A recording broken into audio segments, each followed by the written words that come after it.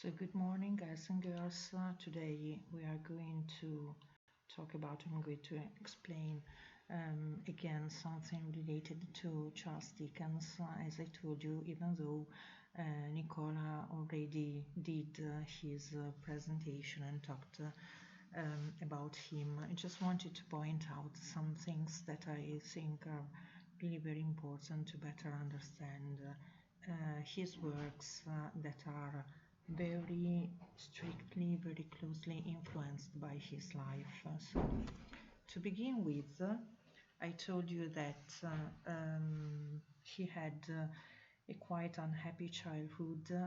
As you can see in the second point of this slide, he had to work in a factory when he was really very young, so he was only 12. He was sent to work in a shoe polish factory just because of the death by his father, and so in a way he really knew very well the very difficult situation in which all the spoiled childhood and exploited children, let's say, had to work. It is one of the central points of all his literary production, as I told you. Then, later on, as you can see, he started to work as a reporter. First of all, I told you, just going to trials, to court, and just to report all the trials that were going on in London.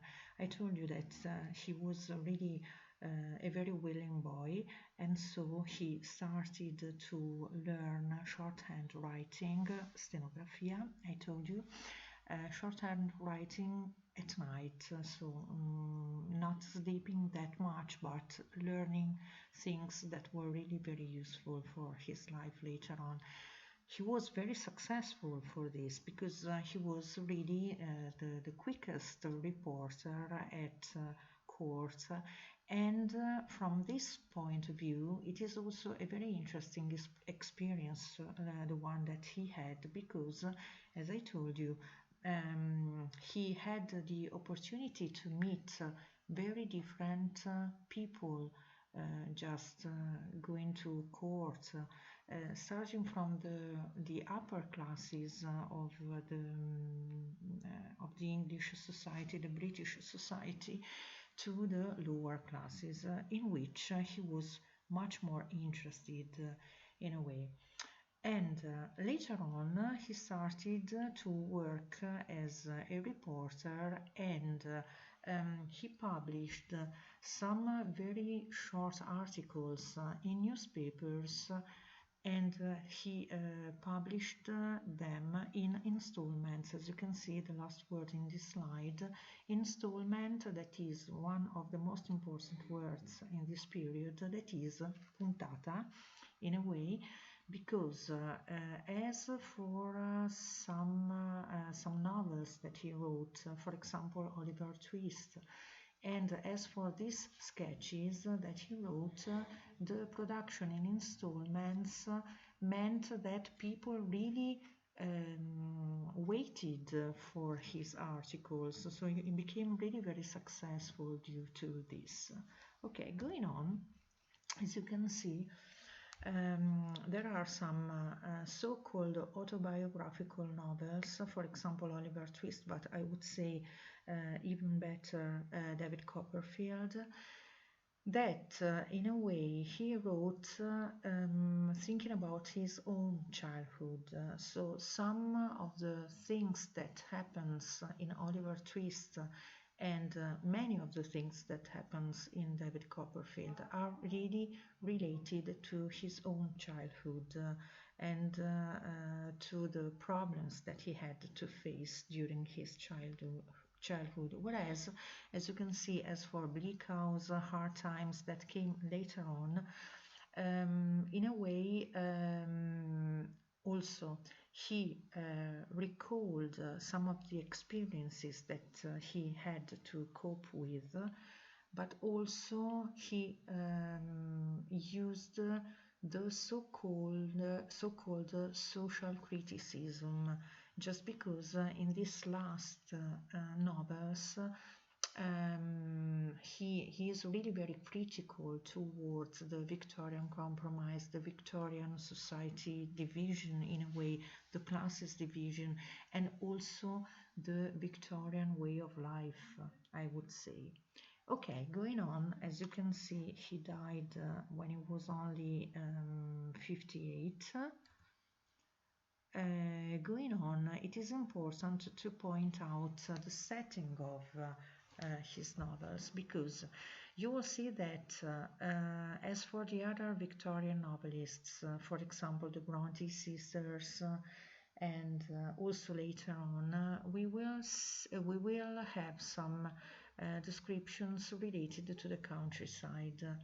With Dickens, we have a better and let's say also a very precise description of the life in the cities. Why? Because of course he is really very interested in the description of the lower classes, and so what he can find in the city, in London, or in other cities, industrial cities that originated in those years,